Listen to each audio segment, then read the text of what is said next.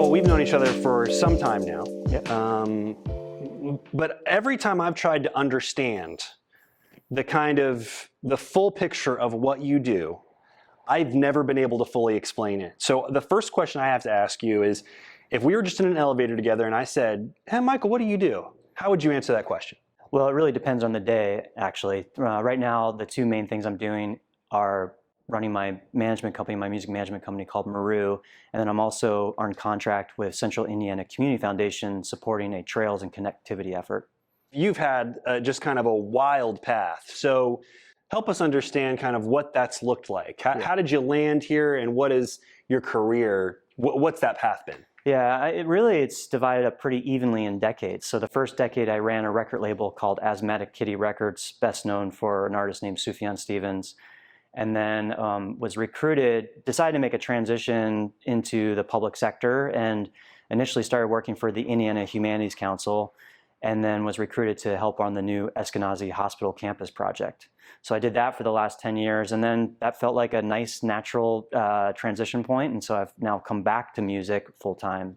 When I read your bio, like in preparation for today, I was kind of like, well, he's got to be 60 years old, right? I mean, there's no way all this is accomplished. So let's start with that first decade of music. Sure. Okay, so why did you get drawn to music? Or I mean, did you play when you were younger? What kind of was the draw there? I've actually never been much of a musician myself. I've been in bands. I've tinkered with a lot of things. I had a pretty transformative experience when I was a junior in high school. My then, at the time, Sunday school teacher was in this pretty wild experimental rock band called Truman's Water. And they had toured and played with bands like Sonic Youth and Beck and this really amazing Japanese band called The Boredoms. And I went to go see them perform, and it totally just blew my mind. It was I think I can remember very specifically the experience, feeling like an epiphany of, I had wanted to hear music like that. I wanted to have an experience like that, and I didn't know how to articulate it until I saw it. And that probably was a really transformative moment for me moving forward, of just knowing that I wanted to be in and around music in some form or capacity, and particularly often weirder music or more experimental music. Although I've worked the full gamut, but the thing that brings me great joy is bringing something that might otherwise on the surface seem challenging or inaccessible, and inviting new people to experience it. So let's talk about Sufjan Stevens for a second. Sure. I mean, that's a very, very big name, right? Yeah. That a lot of folks, I mean, I remember hearing his music growing up. What was that experience like in terms of, it seems, helping cultivate that career? Yeah, I mean, Sufjan is an anomaly in that I think he was going to explode no matter what. He came around at the right time. I think he was wrestling with ideas of religion and patriotism and identity that just really resonated with people in that moment in time. Incredible talent, incredible songwriter and composer. So my job was really just clearing obstacles. What were the things that prevented that thing, his music, from reaching as many people as possible? So I helped set up international distribution and made sure that everyone was working in sync with each other. A lot of it just really project management. I mean, at the end of the day, everything I've ever done has been project management, whether it's in the music industry or working for the hospital or helping build trails. It's all just about, organizing teams, making sure we're all moving in the same direction to execute a shared vision. That period of your life, you mentioned what Sufjan was wrestling with. Did those same kind of big ideas, were they playing into kind of your own reflections on your life during that decade? Sure, yeah, definitely. I mean, I think the whole label and a lot of the roster were dealing with these ideas of what is American spirituality in an age where I think a lot of us were questioning our upbringing, questioning some of the things that we have been taught as givens, and some of us have moved very far away from those ideas. Some of us have dived in deeper. So it's this very interesting cross section of artists and musicians, and whether some of our musicians on the label didn't necessarily have maybe a traditional evangelical or Christian upbringing, but we're also dealing with sort of their own ideas about spirituality or the world, and so I think that sort of all brought us together as this way of examining ourselves and what does community mean, and when you don't have these shared overriding ideological ideas. And so for me, music has been that thing that unites people across all ideologies. And it's a really beautiful thing to see how, whether it's political views or cultural views, or that there's this shared space of music that embraces shared humanity. You asked the question, what is community, right? As Yeah. something that you wrestle with. Yeah. How has that definition changed for you from that first decade to the one you're in now? Well, the internet has certainly been complexity and all that, and then COVID recently has also added a new sort of layer of interpretation for me. I think more and more about intersecting communities, and so sometimes we talk about this community or that community, but really those things that we sort of define as a particular demographic or a community are comprised of multiple networks that intersect and engage with other networks. And so it's much more fluid, in my opinion, and it's really more about, there's still value and opportunities to have your crew or your friends or your extended network or your social media followers, but there's not one size fits all community, and often we participate in numerous communities. And then a lot of us have to sort of, change, switch hats or sort of change posture or attitude when we're engaging with some of those different communities. And so, for me, what I really get a lot of joy out of is participating in multiple communities, because it helps me, it breaks up some of my preconceived notions about the world. It challenges some of, my assumptions about things and ideas and people and politics. So I really like to be part of communities that, as diverse as possible, so that, because I know that through those diverse views, I'll have a more rich experience of the world. Anytime you call me, right, it's because you have an idea, right? So I've always loved that about you. That when your name shows up on my phone, it's like, this is going to be an idea, right? Or it's solving a problem. It's one of the two. So has chasing the big idea kind of always been what you're holding on to as you're kind of moving across the spectrum of your career? Because it seems like going from music to the hospital to all this stuff, there's got to be some thread there outside of just project management. Yeah, you might know Michael Bricker from People for Urban Progress, and I've shared this story before, probably locally, and people have heard this. But in the early days of People for Urban Progress, they had a T-shirt that says "I have an idea," and Bricker and I used to joke about the fact that it should really say "I have an idea" and I did something about it. And so that tension between ideation and implementation is really, really critical. I think a lot of times, and I think there's people who just are great ideators or great visionaries or great dreamers, and we need those people too. But we need to make sure that we're intersecting them with people who actually execute on those ideas.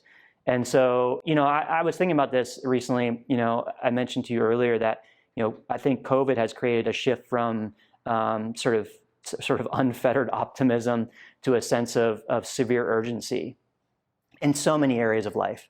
And I think as part of that move towards urgency, we are going to need to adjust the scale of our ambitions so that we can get more stuff done. It doesn't mean that we aren't aspirational or maintain this far off vision of what we want for things. But I think our city historically and very recently has participated in a lot of planning efforts, and I've been on most of those planning efforts. So I'm part of this, and sometimes I feel like those planning efforts, they're good exercises to get everyone on the same page. But if they stop at the plan, they're ineffective. And so how do we begin to maybe adjust the scale of our ambition, because there are things that need to be done now and very urgently. You mentioned this idea of not just having an idea, but doing something about it. You were instrumental in the creation of our 1828 Leadership Project alongside Molly Chavers. I have to assume that idea, though more pronounced now after COVID, was a driving factor in why you guys launched that program. Yeah, that's actually one of my proudest achievements, is starting 1828. And, for me, it was this opportunity to shift the vernacular or the mindset about how we define leadership in our city. And if that's the legacy that it leaves, I'll be really proud. Because one of the things that we did is we identified people that we saw as leaders who may not have seen that in themselves. And we also looked at people across the spectrum of sectors, of backgrounds. So, a lot of times I think there's this idea that leadership looks a certain way, that you follow a certain path, that you go through certain programs or do certain things, have certain skill sets. But for instance, we had a chef or an artist or a musician or someone who is a bike mechanic, and each of them in their own way were leading in their respective communities, and using 1828 as a time to help others see the leadership potential in themselves and others, but the value of being part of a larger network of connected communities. You have had a career shift here, just even in the last year, kind of leaning in heavily to consulting. Why now? Some of it was sheer exhaustion, to be honest. And I think the hospital project was a very big, ambitious project. Another thing that I'm very proud of to have participated in. I feel like COVID obviously provided a lot of time for self-reflection and thinking about what I wanted to do sort of in this next chapter of life. I also began to realize too that one of the things that I think we can do better as a city, especially within our civic leadership, is know when to step aside and provide space for other people. And so in that transition, I did my best, hopefully, to identify other leaders to serve in my place on certain boards. But ultimately, I've always been so passionate about music. I knew I needed to get back to it at some point, and it felt right, sort of timing for career-wise, but also family-wise as well. When you look at Indianapolis as a place that cultivates creativity and the arts, where do you think we're at? Like, how do you evaluate that? Are we on the right path? Are there things we need to lean into more heavily? I mean, you've worked in so many different kind of elements of this. I'm interested just in your assessment. Yeah, I think we've done a good job of leaning into the arts. I don't necessarily think we've done a great job of leaning into creativity. I think we've actually, in some ways, segmented creativity or isolated it to the arts. I think the arts show us as the best example that illustrates what's possible with creativity and the value of creativity, but I really want to see that begin to spill over in other areas. I want us to collectively, as a city, consider ourselves, all of our citizens, as creatives and as creators. I think there's this narrative that creatives are a certain type of population, that they dress a certain way, they act a certain way, they go to certain venues or restaurants, but really, like, all of our citizens have the potential they are creative, and they have the potential to unleash even more of that creativity.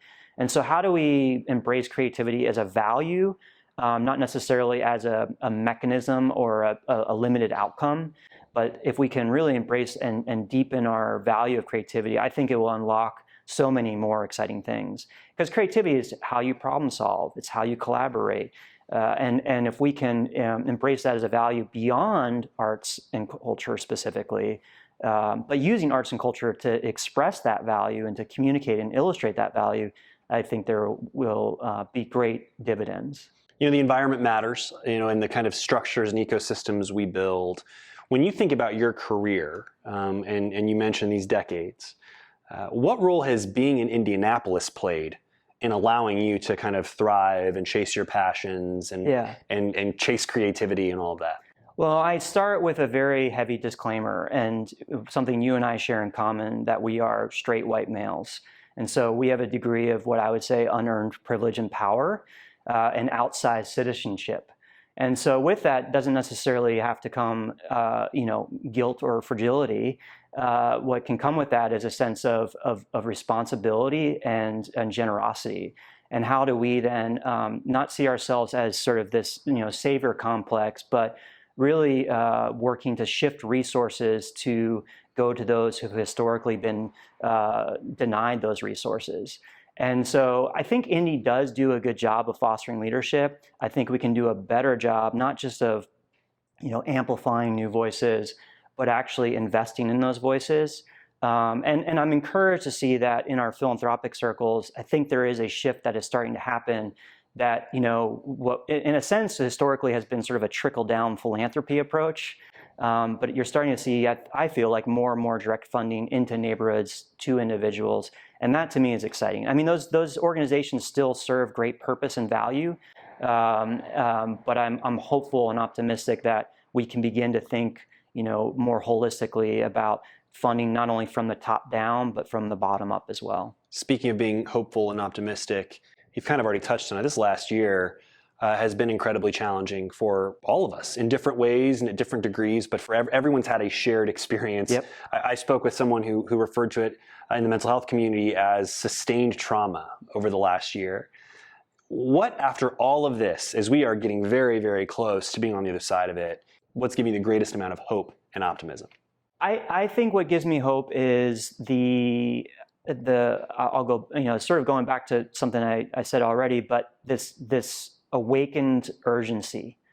And, in regards to the necessity, the severe necessity for both police and criminal justice reform, the necessity for understanding how this widening wealth gap that we have. So I know I'm pointing to problems, but I think the hope is that I feel like we're all starting to wrap our hands around what the problem is, or wrap our heads around, and so this identification of those problems, that's the first step, right? That's the first step to addressing them. And I'm also optimistic because I feel like people's vernacular is changing, and I've always said that change happens first through vernacular, then through attitude, then through behavior. Those behaviors then inform the organizations and institutions they work in, and then those ultimately change systems. And so if we can begin to really look closely at the language that we use and how we talk about our problems and about other people and about ourselves, I'm optimistic that that will result in some real positive change. And it's been a year for a lot of people to do that really deep self-auditing, which, we're going to need to heal through that process, because some of us went on those journeys alone and maybe didn't have the resources or support we needed to go through those journeys. But I think we're at this spot where we're open to new ideas and to new experiences and new relationships. You're one of the most reflective people I know, and I'm kind of just curious, as you look, you've had this new chapter in your career, this shift. You've had a wild several decades of just doing all kinds of cool stuff. Is there a kind of key lesson you've taken away from all of it, alongside all the other personal experience you've had? I've seen other speeches you've given, and you've got your life has been very rich, right? Not without challenge, but very, very rich. What do you take away from all of it?